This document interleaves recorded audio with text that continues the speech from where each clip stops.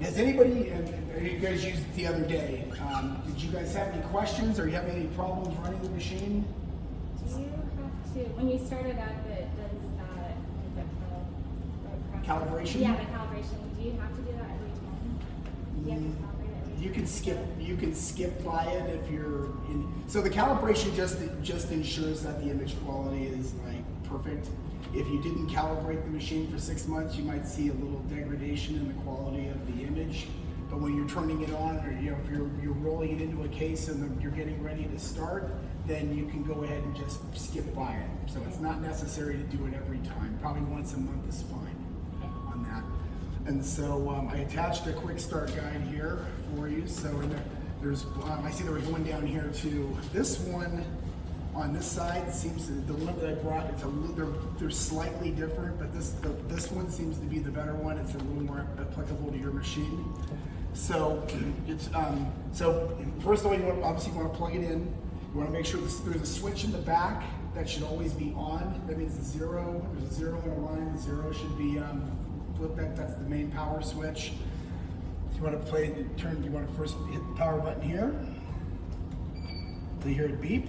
And then all these orange buttons here, it's like PC power on as well. PC power, and it took me a second to say, what in the world are they talking about? Why in the world is this dumb machine not turning on? Oh, that's right, there's a power button down here you gotta press. And somebody at St. George put all these orange stickers on it to kind of prompt you that you gotta turn on the PC power inside here. So you gotta turn the PC on too, or nothing's gonna happen. Then the machine's gonna come up and you'll see the desktop, and there's a Faxitron, a quick start prompt in the center of the screen.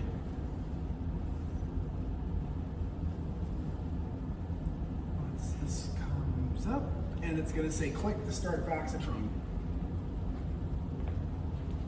Just go right here, quick start.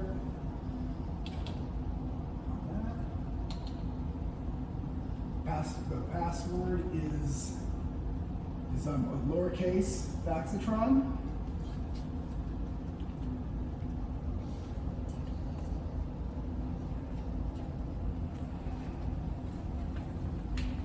And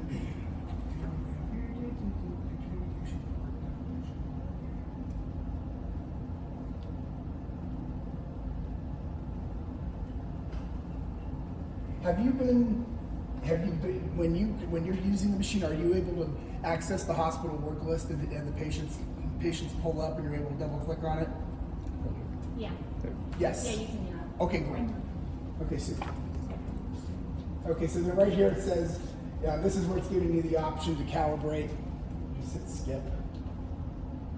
And that'll take you right to what the patient, getting the patient.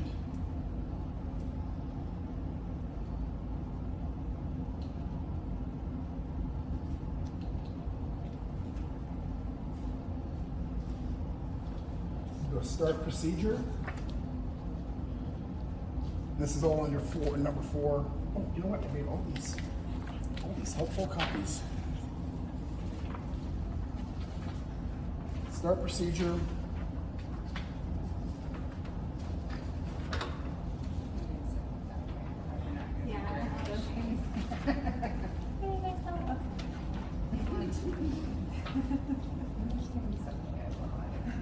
You want to click on patient data up here in the corner, and we're going to select from the database, and we're going to select it from the work list. And now all your patients are going to come up for the day. Radiology, I think puts in the work order for the specimen image. So if they've done that, then the patient's name will show up here. If they have not done that, then the patient's name will not be here. And then somebody has to go and put the order. So has to go and put the order in. So if we can find one that's already.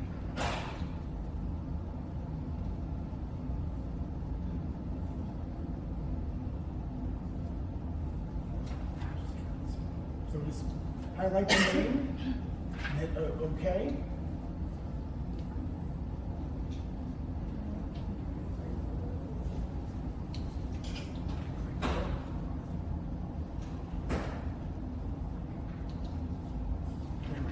Down here, double click it to get it going. highlight it down here, click OK. Then typically, the red fields need to be filled in. If if there's a work order, then there will be an accession number here that you need to put in. And then you always want, so the accession number should pre-fill with the order. And then you need to choose whether it's left or right. It won't allow you to go to the start button won't fill until you've selected and filled in the accession number and the laterality. Then you can go to the start. And then once you have the yellow box up here, then it's ready to start. So, and then from there, we would, you want to center the specimen in the bottom of the square here. It's fully shielded. There are safety locks. You can't turn on the machine if the door is open. You can't open the door once the X-ray is turned on. And then to take the image, hit X-ray.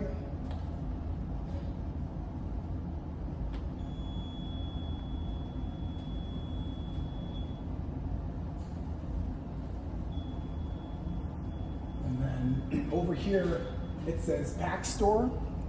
And that's the button you're going to press to upload it to the PAX.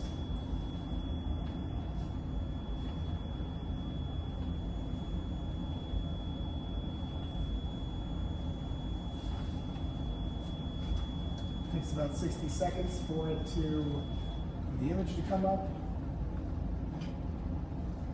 And it'll be a big nothing since there was nothing in there.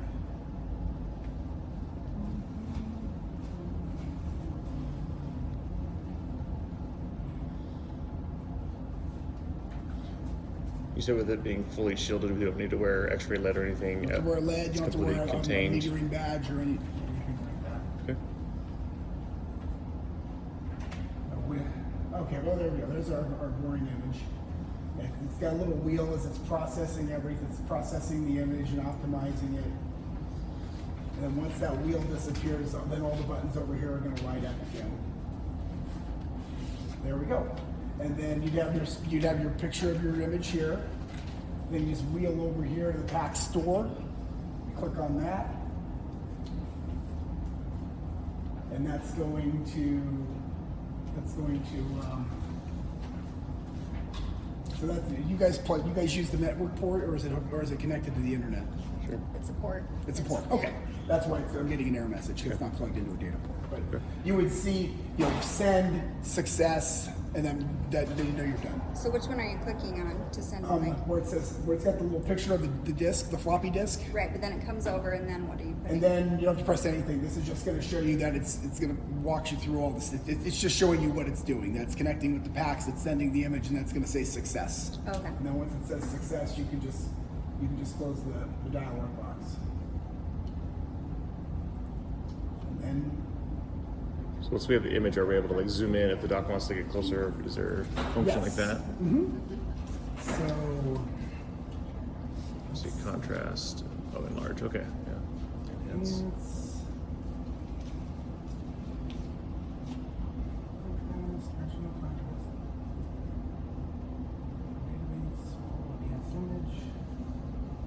You can adjust the contrast and the brightness by clicking on that, and then you click and drag. This will change the brightness and the contrast. You can always cancel out.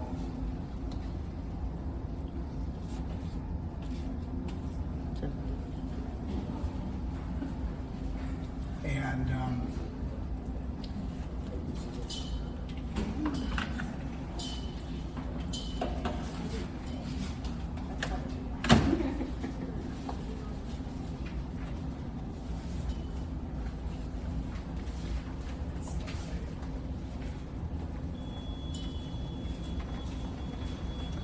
do something a little more exciting here. Yeah.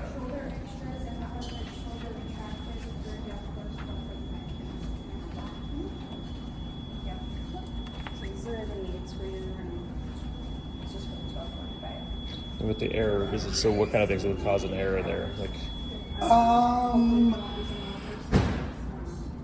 I guess if there was some issue with like the camera not connecting up with the if the camera was the cable from the camera to the CPU is disconnected or something Okay. like that, you might get an error. I can't remember if we have seconds yet or not, so just let CP or let your scrub techs know what they are, and then we can pass them on. So just done with them. And get them turned over. So this is, and then this is just kind of like a matter of watching paint dry. There you go. There Yeah. we go. Okay. And so then it's processing. Then you can go over here and you can adjust the contrast up and down. Right?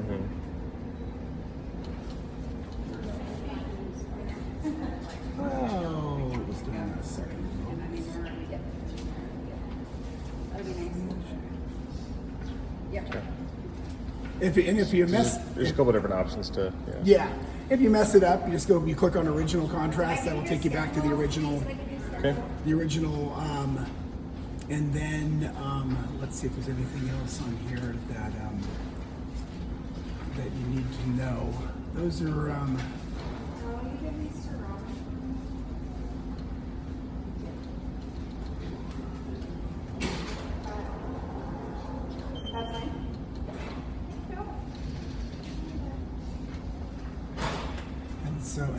and then once you're ready to send, you just click on this. And then it's gonna walk you through what it's doing. It immediately says connection failed. Right. Not connected, So but it will should detect just the walk, connection. yeah, and- walk you yep. through. Okay. And so this one here, So this is the more updated one. yeah, this one here is more applicable to your machine Okay. than the one that I attached. So, Okay.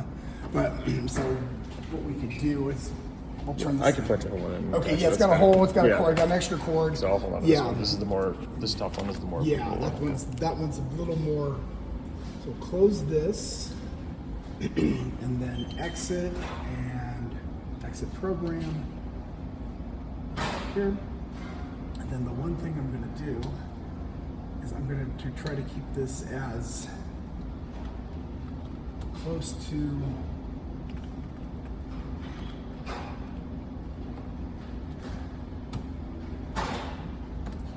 On here, on your direction, on your quick start guide, it says double click on the vision icon in the center of the desktop. Okay. So now, okay, makes So sense. then there won't be any confusion with that. Okay. And then, so the only let's see on this here. The only other things that you might want to just make a note on here with a Sharpie or whatever is start button's purple. Okay. And that to start to turn on the PC, Yeah. you got to open the door at the Sticker, bottom. yeah. And I was here sitting here. What's the machine broken? Did you break it already? And it's like, okay, no, you got to actually fall through. Gotcha. So maybe you put one more, PC on power, open door down below to Yeah. turn on PC. That would Okay. probably be the only other thing I can think of. But I think everything else is Okay. pretty straightforward on Okay. that. And then we shouldn't have to replace the mag drain. That's just. So the mag tray is you were talking about zoom. How do we make what do we Yeah. want to zoom? So this machine doesn't have a manual zoom on the image, but if you want the specimen, if you have like a small specimen, if it'll fit in this square here in the medium square, it'll go on the medium shelf. Okay. If it'll fit in the small square, you can go on the top shelf, Okay. and it's closer to the camera and it's bigger on the screen. Okay. That's So if what you this ever- is that's- used for. So you can swap out. Okay. Yeah, so Gotcha. and so that can be useful, but it's Yeah. not necessary if they don't use it. Okay.